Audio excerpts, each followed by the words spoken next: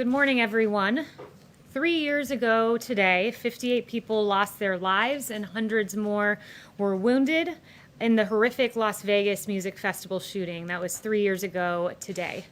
On behalf of the President and his administration, our hearts continue to break for the victims and their families. They are in our prayers today. Fulfilling his Article 2, Section 2 obligation and following well-established precedent, President Trump nominated an eminently qualified candidate for the Supreme Court, Judge Amy Coney Barrett. Judge Barrett is extremely well qualified. She graduated summa cum laude from Notre Dame Law School, where she received the Hoynes Prize for achieving the best record in scholarship, and she also is a Rhodes Scholar. As Notre Dame law professor Carter Sneed said, "There's just consensus. Amy Barrett is the best student, the smartest, and most talented person to ever come through the University of Notre Dame Law School." In addition to being a gifted student, Judge Barrett clerked for DC Circuit Judge Lawrence Silberman and the Lion of the Court, Justice Antonin Scalia. In 2017, Judge Barrett was confirmed in a bipartisan vote to serve on the Seventh Circuit Court of Appeals. In support of her 2017 nomination, colleagues described Judge Barrett as, quote, "a model of the fair, impartial, and sympathetic judge." Judge Barrett is not only a qualified jurist, but a woman of great character. Judge Barrett is a devoted working mom of 7 children, including 2 adopted from Haiti and 1 child born with special needs. Judge Barrett is full of compassion and empathy, and she understands the needs of our nation's most vulnerable. Judge Barrett would become the first ever mother of school-aged children to serve on the Supreme Court of the United States. If confirmed, Judge Barrett would be the only Republican-appointed woman on the court and the 5th woman in the court's history. Her qualifications are many. Her character is unquestionable. Her devotion to the Constitution and interpreting the law as written is steadfast. Judge Amy Coney Barrett is the right choice to serve on the Supreme Court. And with that, I will take questions.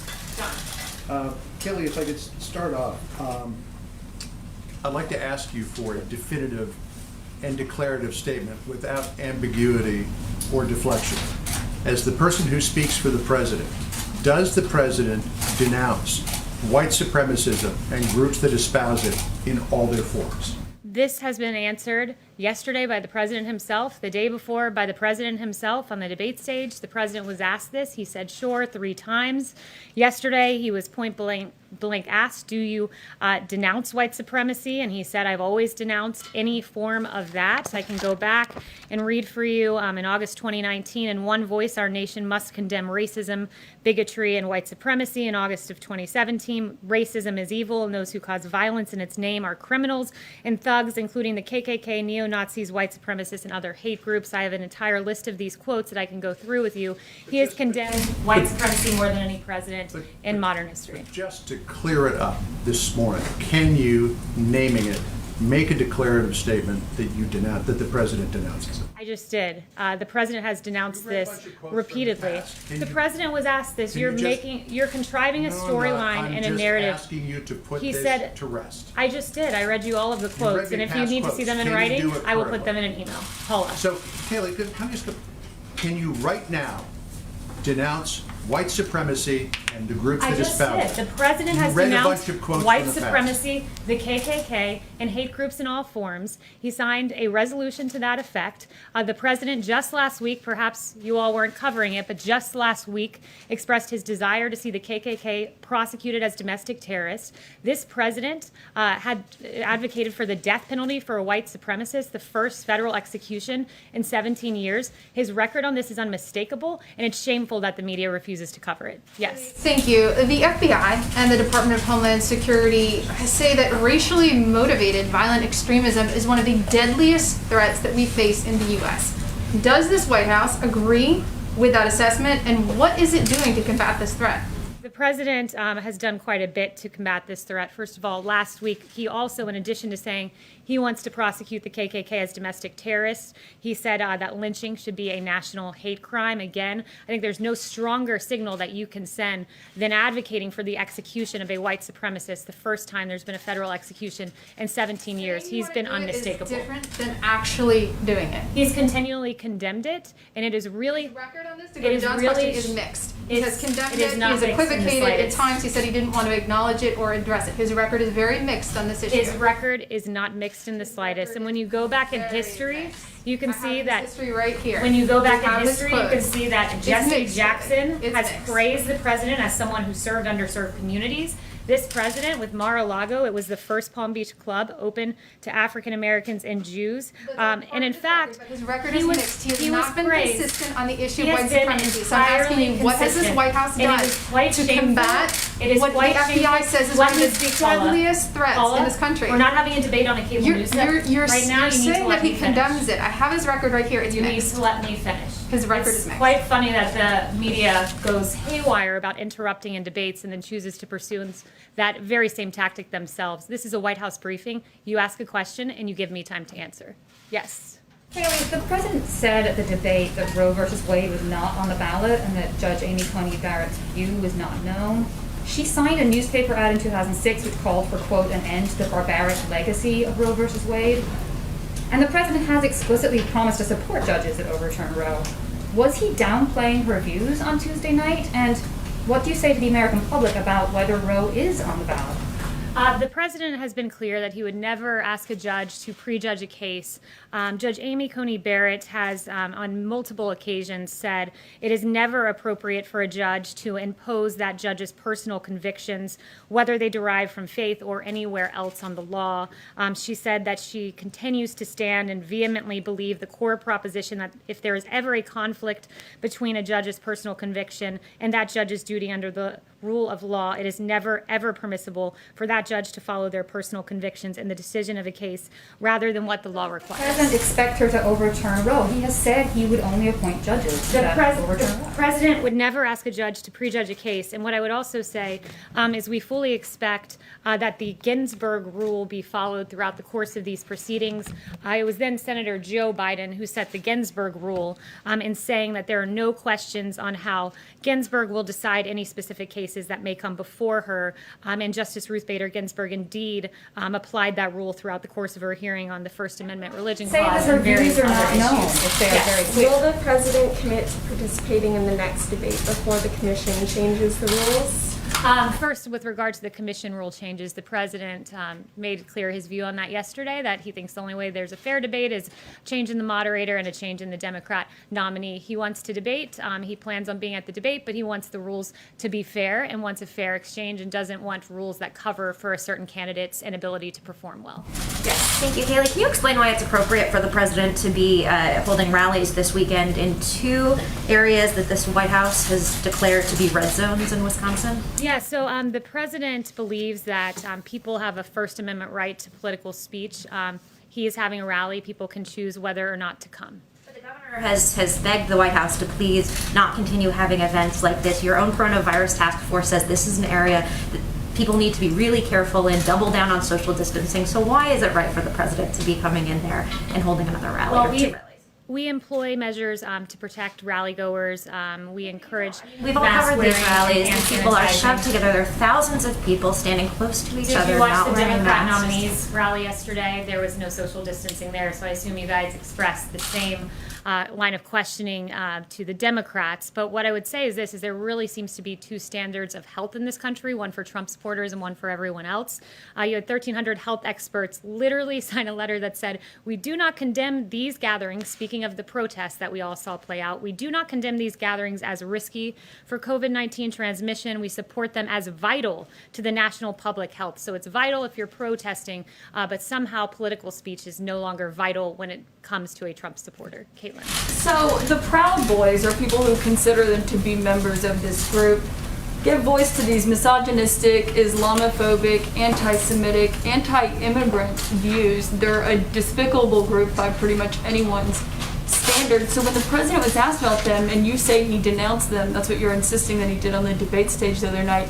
If that's the case, then why are they celebrating what the president said on the debate stage in front of millions of people? Well, I don't speak for that group, so I'm not sure why you're asking me why they're saying a certain If thing. someone denounced you, you probably wouldn't put it on a t-shirt and make badges of it, right? The president did denounce them. He was asked, will you tell them to stand down? He said, sure, and went on to Bye, stand. which seems like an He instruction. said stand back, and then just yesterday when he was asked, he said specifically stand down, a synonym with stand back, and the president said sure when asked by the moderator whether they should stand down. So No, he again, said- it's really interesting too to see that the media seems to be the only one putting the names of these groups into headlines, into media reporting. He didn't know who the Proud Boys were. The first time I heard of them was in the debate, but the media continues to put these names into circulation and give them a lot of public attention. Given about Justin. 12 hours, more than that, since from the debate from when he was asked to clarify yesterday. And he didn't come out and clarify yesterday. Instead, he did what you did when John asked you to unambiguously denounce these groups. You just pointed to past things that you've said. You can't, I just don't understand why you knew you were going to get these questions and you don't have a statement ready to just say, we do unambiguously denounce these groups. Caitlin, and they you know what are is- the reporters that we welcome. Do you know why people have lost trust in the media? There was a reporter from your network yesterday, and in a tweet said, quote, The president- I'm asking you a question. What I I'm don't even know what answering you're your going to bring up, question. but that has nothing to do with what I'm asking you right now. I sat here when you lobbed your partisan attack question, so you will allow me to give an answer. The president and someone from your network said yesterday in a tweet, the president dodged a question about white supremacy. That was a tweet from a CNN reporter. The president specifically, verbatim, was asked yesterday, white supremacy, do you denounce them? To which he responded, I have always denounced any form of that. Those are the facts. And CNN, I know that truth is of no moment to your network, but those are the facts. In And fact, that is why are shameful of your Republicans Justin. are calling on the Thanks, president Kayleigh. to be more forceful? His Justin. own party. Thanks, Kayleigh. I had a question about unemployment, but I first wanted to clean up something from your opening. You said Judge Barrett was a Rhodes Scholar. I'm not sure that that's true. That's what I have written She here. attended Rhodes College. She was Attended not a Rhodes College, Scholar. so my bad. Very different thing. Yes. All right. Anyway, within the last week, around 50,000 workers, Disney, United, American Airlines have all lost their jobs. There's negotiations going up on Capitol Hill, but there seems to be a division between Treasury Secretary Mnuchin, who has expressed some willingness and ability to work with Speaker Pelosi, and Chief of Staff Meadows, who is widely reported to be against sort of moving forward with this deal, was up on the Hill speaking with Senator McConnell yesterday, but not involved in the actual talks. At this point, isn't it time for the president, especially considering the tight calendar before the election, to step in himself and have these conversations? And this came up at the debate the other night. If not now, when for the president to get involved? Yeah, so, first I would say Nancy Pelosi is not being serious. If she becomes serious, then we can have a discussion here, but Lowered her offer by trillions of dollars. We've raised our offer, but when you lower your offer $2.2 trillion and you ask for direct payments to illegal immigrants and you ask for certain deportation forgivenesses in your offer, it's not a serious offer. What we are talking about here is relief for the American people, for American citizens, not direct payments to illegal immigrants. We raised our offer to $1.6 trillion. Among that was $250 billion for state and local. The $250 billion for state and local is the estimated loss because of COVID. And also there was $150 billion for schools, $50 billion above what Nancy Pelosi asked for. It is a good proposal, but it's one that she is not interested in. And you have one more question? I was just going to follow up whenever you. Yeah, no, go ahead. If immigration is a stumbling block and this deal's not going to get done because of that, Chief Meadows in the past had said that you guys were looking at unilateral executive actions on airline aid. Specifically, we're seeing massive layoffs in that sector right now. He'd also said that there might be other things available for the millions of other Americans who are facing joblessness right now. But are any of those things going to happen? Yeah, it's a great question, and it's very sad to see what's happening in the airline industry. I met a few of the airline workers on a flight who would lose their job, and their job loss, 19,000 people facing layoffs, is because of Nancy Pelosi. The White House right now, you talk about unilateral action. We are willing to look at a plan, legislation that is just clean legislation to protect those airline workers. Nancy Pelosi, rather than playing election partisan politics, should come to the negotiating table. Let's consolidate around things we agree on. And I think something we can agree on is 19,000 workers should not lose their job in the airlines. So it's incumbent upon Nancy Pelosi to engage with Secretary Mnuchin and the Chief of Staff on making that a reality. Yes. Thank you, Kayleigh. As you know, the president has criticized the mail-in voting process quite a bit over the last few weeks. The other day, he said they found a lot of ballots in a river. Who is they? What the president was referring to are something that we've seen just in the last 7 days, where in Wisconsin there were trails of May ending up in a ditch. That's, I believe, the specific he was referring to, and that included absentee ballots. We're specifically, in this particular statement, though, who is they that found those ballots, and where is this river anywhere in this country? The local authorities. It was a ditch in Wisconsin that they were found, and I can get the article to your inbox if you'd like. And beyond that, if he misspoke, that's fine. No, So that's he I meant believe he meant that's what the a president ditch was rather than referring a river. to. And you're missing the forest for the trees here. The point is, No, I cover the The news, point and I is- like to report accurately in the news. And You're- when the president says they found a lot of ballots in a river, I simply want to know where the river is. no, you simply want to ignore the fact of the matter. Again, I got asked so please many allow questions me to about this respond. and my Allow me to Fox respond. affiliates. Where is this river? Allow and I me can't to give them an respond to you. accurate information. Allow me and to that's why respond. I'm asking you. This is what is happening here. You are ignoring the problem here, which is last week in Pennsylvania, you had ballots found in a ditch. That is a fact. In Wisconsin, 7 military ballots, all marked for Trump, were found cast aside. There are problems with mass mail-in voting. I actually don't understand the lack of journalistic curiosity and reporting on this. There used to be curiosity. Where's In fact, the the river? Washington Post, before President Trump highlighted the problems with mail-in voting, they said the result was an unexpected stress test of mail balloting systems when this was tried, many of which were designed to handle only a small portion of the vote and are not ready to scale up in response to the pandemic. So the media once said mail-in voting is not ready to scale up in the middle of a pandemic. Now there's no journalistic curiosity when we're finding river. Trump He's asking ballots you about it. cast aside. There's no journalistic curiosity when I'm asking you where the river is, and you can't give an were sent out in if you Brooklyn. say the They president were meant a inaccurate ditch, ballots, and then then say he meant a 100,000 ditch. more. I just wanna know where the river is. Shameful filibustering and lack of journalistic curiosity. I'm Yes. very curious. Where's the river? Yes. That's curiosity. Kayleigh, Senator Tim Scott said that the president misspoke at the debate on white supremacy. Did he misspeak? And has he spoken to When Senator the president Scott? denounced white supremacy and said, sure, no, he did not misspeak. Has he spoken to Senator Scott? Yes. Has he spoken to Senator Scott? Yes. Kayleigh, the 1.6 trillion that the administration has floated to Speaker Pelosi, is that the highest top line that the administration is going to go? And Speaker Pelosi also just said that she's expecting a counteroffer from the administration. Is the White House and Secretary Mnuchin preparing one right now? Yeah, right now we have the 1.6 trillion number, and I'll let you know if that number goes up. Thanks, Kayleigh. How does the White House interpret the Pope's refusal to meet with Secretary of State Pompeo? I have not spoken to the president about that, so I'd have to get back to you on that. Yes. Kayleigh, I want to ask you about the statement from the President, Vladimir Putin, and Emmanuel Macron about the conflict in Nagorno-Karabakh. How worried is this White House that this conflict is going to escalate beyond a regional dispute? Yeah, sorry, back up one second. What was the top of your question there? It was about what we just signed? Yeah, there's a statement, I understand, that was put out by Vladimir Putin, Emmanuel Macron, and also Donald Trump that calls for peaceful negotiations. On Armenia, Azerbaijan, right. Yeah, so President Trump, along with President Putin, as you noted, and President Macron, representing the co-chair countries of the OSCE Minsk group, released a statement condemning in the strongest terms the recent escalation of the violence along the line of contact in the conflict zone, and we call for an immediate cessation of hostilities between the relevant military forces. And we also call on the leaders of Armenia and Azerbaijan to commit without delay to resuming substantive negotiations in good faith and without preconditions under the auspices of the OSCE Minsk group co-chairs. Is there, though, just quickly Yes. follow up, is there concern about sort of regional powers, major regional powers being drawn into this? Is that something that the White House is sort of actively trying to combat? That's all I have to say on that matter at this time. Yes. Thank you, Kayleigh. I have 2 questions for you.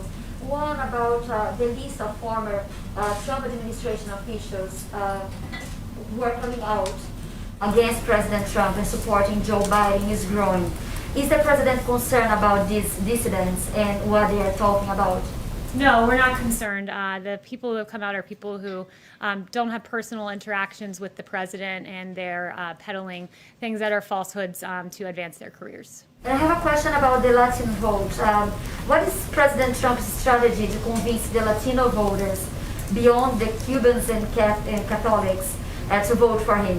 What is the importance of the Latino vote for him? Yeah, the president believes that he has a lot of accomplishments for the Latino community, in particular historic low unemployment, a thriving economy, historic high home ownership for Latino men and women in this country. Those are things that President Trump made possible and will bring back in this economic recovery that we're seeing, this V-shaped recovery. And I'm glad you asked that point specifically, because there was some new data that came out that said as we're recovering in this super V-shaped recovery, we've regained nearly, for the Hispanic community, nearly 6 in 10 jobs lost among Hispanic Americans were regained, and it took Obama Biden an entire year to recover that many jobs. So the V-shaped recovery is indeed a V-shaped recovery for Hispanic men and women in this country, especially. What about his message against immigration? Do you think this could hurt? For what? On immigration. The president believes that the Latino population very much wants a lawful immigration system, and also we believe his law and order message is resonating and very important as voters want to be secure in their homes and secure in their streets. Yes. Thank you, Kayleigh. The president recently unveiled his Platinum Plan, which is geared toward the Black community. Promises to create 3 million new jobs, $500 billion in access to capital. It's a lot of money, and nobody really seems to be talking about that. Can you tell us how this assistance will be administered and how the White House will follow up to track the success of the plan?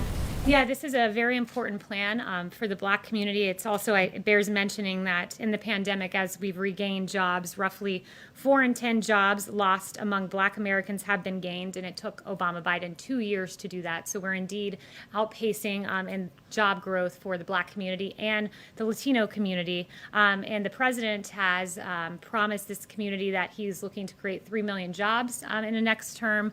He wants to create 500,000 new Black-owned businesses, increase access to capital in Black communities, almost $500 billion. He's done that with opportunity zones, and it's estimated that about 1 million people will be lifted out of poverty and given opportunity because of this, among another number of items, I should say, in the plan, where he wants to prosecute the KKK as domestic terrorists and make lynching a federal crime. Again, all of that lost upon the media as they misreport, take out of context, ignore the verbatim words of this president when he denounced white supremacy yesterday, when he denounced it at the debate, when he's denounced it more than any other president in modern history. And in fact, something else lost upon the media is the absolute turning of a blind eye to Antifa. Carrying the water for Democrats, the media, it apparently agrees with Jerry Nadler that Antifa violence is a myth. In August Senate hearings, Democrats refused to condemn Antifa. Again, no journalistic curiosity here, despite the fact that Andy Nadeau, who was a victim of Antifa, said Democrats, he should add the media too, have mastered the art of making its violence appear innocuous. Their violence isn't innocuous. Antifa is not an idea. Andy Nadeau can tell you that because he was beaten by a group of protesters, Antifa protesters, suffering brain bleed. Another man can tell you this, who in 2019, the victim, his name was Adam Kelly, suffered from a concussion and got 25 staples in his head, but still silence from Democrats, ignoring this group from Democrats. And in fact, as we just saw recently, there was a Trump supporter who was killed by a 100% Antifa man. That is how he described himself. And again, no reporting here, but I guess I did the job of the media by getting this information myself. This man who was 100% Antifa, this man, in fact, had been arrested before at 2 a.m. on July 5th in a public protest carrying an illegal weapon. He resisted arrest. He was taken to jail where he was merely given a citation, put back on the streets. And the very next month, this 100% Antifa man was lying in wait before he killed an innocent Trump supporter. Ideas do not target police officers. Ideas do not burn down buildings. Ideas do not kill innocent Americans. Organizations do. And Democrats should condemn this shameful group in the same manner President Trump continues to condemn white supremacy. Future debates.